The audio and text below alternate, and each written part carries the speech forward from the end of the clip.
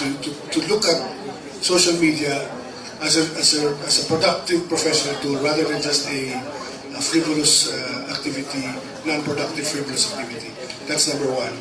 The other sea change, I think, in the use of ICT is the move, is the advances in technology have allowed the cost of computing to go down dramatically, especially in terms of mobile computing. The use of smartphones has gone down tremendously.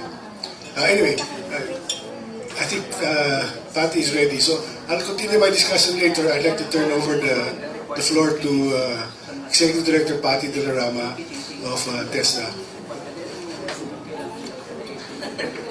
I need also to operate this one, so I hope you don't mind. I'll just stay here. Siguro I'll sit down, baka hindi makita dito sa iba. Meron ba? Where is it? Nasa?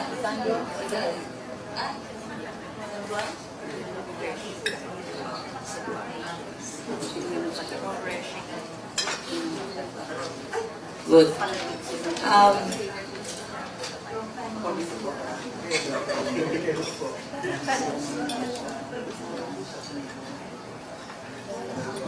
So good morning, everyone. Thank you for waiting. I'm tasked here to present to you how we're doing in Tibet and how we're using information and communications technology in Tibet. At the same time, what I'd like to do later on is also to show you Tibet in ICT, and I'll explain that later. So welcome to TESDA. I know that yesterday our secretary was with you. He delivered a keynote speech. And he talked a lot already about what we've been doing in TESDA, partnerships, etc. So maybe you have already a glance of what we are doing. Let me just go back to this. Our straddling role of TESDA in economic and social development. Earlier you had DepEd. We are one. I don't know if it's only in the Philippines, but in the Philippines we have 3 education agencies. So TESDA is also one of education and training agencies, so that's one of our major roles. The second is we're also into employment. We were created out of well, there was a study in 1990 about the deteriorating quality of education. That's why the education agency at that time was trifocalized. And so TESDA was one. Another problem and issue that was identified was the skills mismatch and the need to link up with industry. And so that's why TESDA was created exactly and to address that issue. That is why we have a TESDA board that's mostly comprised of the private sector, particularly representatives from the industry. And we are also into social development. We were created also to address poverty alleviation. So those are the 3 major roles, and we are in between labor demand and supply. We have to make sure that we know what is the demand as far as human resources and manpower requirements are concerned, and to be able to supply the human resources, the skilled manpower that our economy requires. So this is the Philippine education system. Again, because of the 3 levels of education in the country and the 3, sorry, I think hindi madilim, no, yung slides. But you'll see that TESDA is between secondary and tertiary.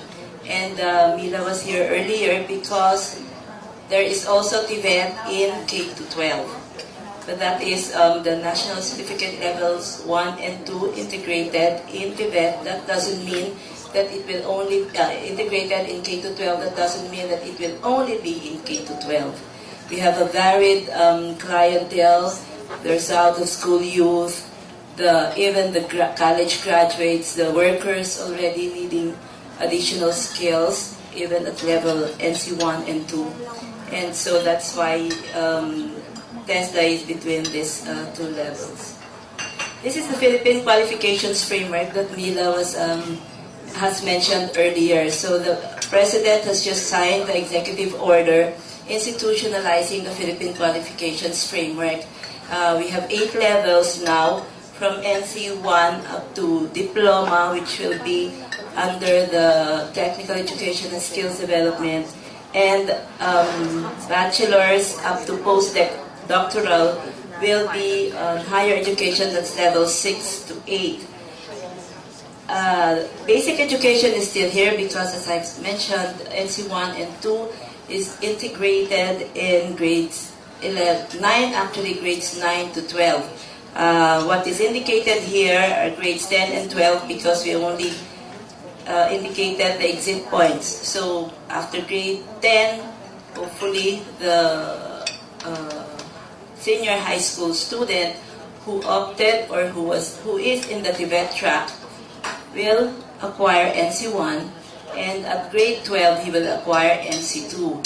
I said in the Tibet track because there are actually 5 tracks in the K-12 senior high school program.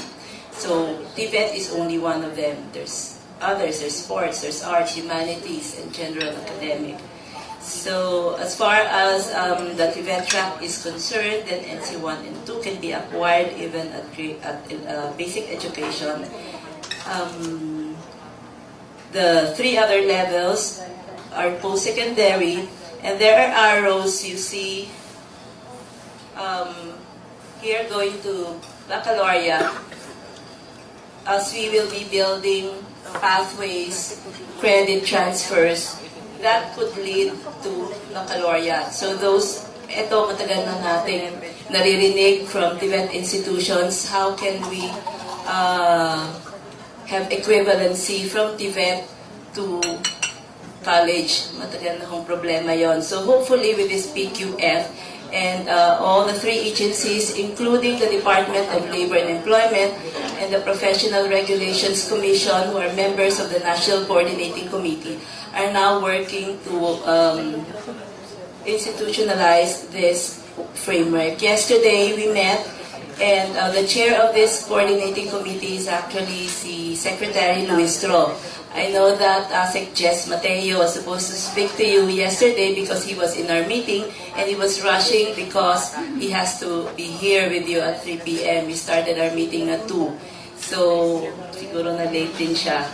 But there, may mga next steps na kami. Will be coming up with our common format for the training regulations as well as the PSGs of CHED, and also our assessment tools. We will harmonize along with the PRC also. I know that this is a dream, medyo matagal hong bunuin to, but at least we're starting and there's already some time frame that we are looking at. So just to briefly describe Tibet in the Philippines, we have a total of 10.6 million graduates from 2005 to 2011, average of about 1.2 million every year.